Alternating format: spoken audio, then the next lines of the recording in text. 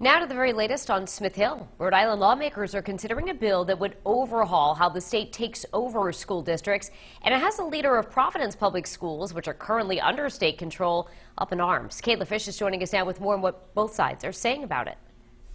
Well, most of this bill would make changes to the way the state handles future takeovers of school districts when needed. But one section would apply to the current Providence schools takeover, and it's something Superintendent Javier Montañez slammed during a hearing last night. Take a listen. I don't beg and I don't plead, but when it comes to my kids, I'll do whatever it takes. This is not the time to make this change. Now, the part of the bill that he's speaking out against would create a 9-member volunteer board of trustees to oversee the takeover of Providence schools. The new board would have the power to do things like approve high-level hires, set policy, and review progress toward annual goals. In explaining this bill, the sponsor said decisions that used to require approval from one or more public bodies can now essentially be made by one person.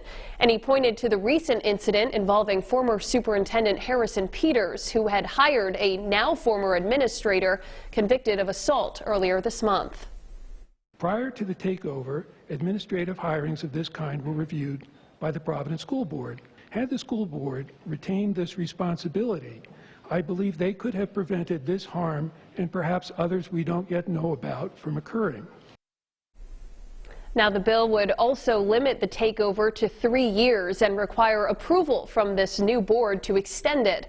As it stands right now, the Education Commissioner has said she intends to extend the initial 5-year term of the takeover that started back in 2019, citing the pandemic as one of the reasons. Live in studio, I'm Kayla Fish, 12 News.